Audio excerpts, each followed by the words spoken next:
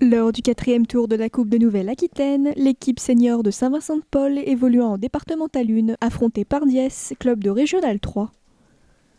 Bien que les locaux savaient que le match serait compliqué, ceux-ci tiennent tête à leurs adversaires et iront même jusqu'à ouvrir le score en première période.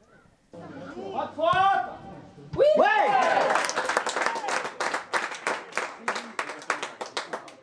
Désormais plus confiants, les jaunes prennent davantage possession du ballon et se créent de nombreuses occasions qui manqueront de peu de finir au fond des cages.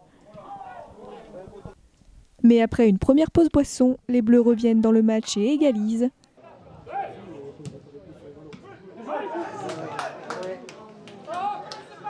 De retour à la case départ, Saint-Vincent-de-Paul ne se laissera pas déstabiliser et les efforts des joueurs finiront par payer avant la fin de la première mi-temps avec un second but en leur faveur.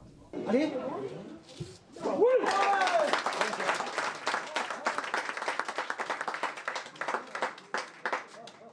En seconde période, alors que les jaunes et noirs tentent d'inscrire un troisième but pour se mettre à l'abri, Pardiès de son côté essaye de rattraper son retard.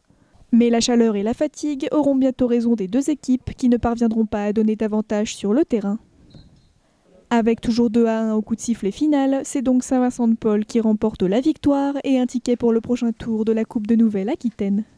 Je pense qu'on a eu 25 minutes difficiles où ils ont trouvé beaucoup de largeur, où ils nous ont mis en difficulté.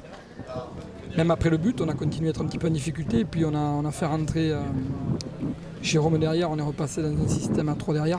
Et effectivement, ils ont eu beaucoup plus de mal à trouver la largeur et je pense qu'on a été beaucoup mieux. Après, il faut reconnaître qu'avec la chaleur, c'était pas simple à gérer. Mais ce que je regrette un peu, c'est peut-être le manque d'efficacité qu'on a eu en première mi-temps parce qu'on a 4 bonnes occasions franches. On ne les met pas au fond, on ne tue pas le match. Et après, derrière, c'est vrai que ça aurait pu arriver, ils auraient pu égaliser. Mais bon, je dirais qu'ils ont été solidaires et qu'ils n'ont rien lâché, donc c'est vraiment bien. Ça a été très difficile, surtout milieu de seconde période. On a commencé à tous tirer la langue et c'est vrai que le fait de ne pas tuer le match plus vite, on a douté jusqu'au bout et il aurait fallu qu'on soit un peu plus lucide dans les dernières occasions, dans les occasions qu'on a eues pour pouvoir essayer de tuer le match un peu plus tôt, quoi. Ils avaient la possession, on savait que là-dessus, vous avez remarqué, on était 13, on savait que pour le turnover, ça serait plus difficile aussi. Donc on leur avait dit de garder le ballon, de leur laisser le ballon.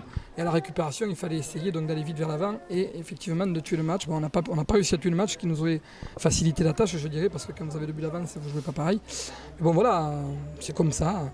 Mais je souligne l'état d'esprit qu'on a eu et l'état d'esprit de l'équipe adverse et du trio arbitral qui a été très bon aussi. Il ne faut pas lâcher les trains, il faut qu'on continue et il faut que les joueurs soient conscients qu'effectivement rien n'est facile. Je pense que cette année on a un groupe un peu plus large. On arrive à avoir de la jeunesse, des anciens. Je pense que c'est bien pour l'instant, ça prend. Il faut continuer comme ça, continuer à bosser parce que l'hiver arrive et à Saint-Vincent-de-Paul, l'hiver est rude généralement.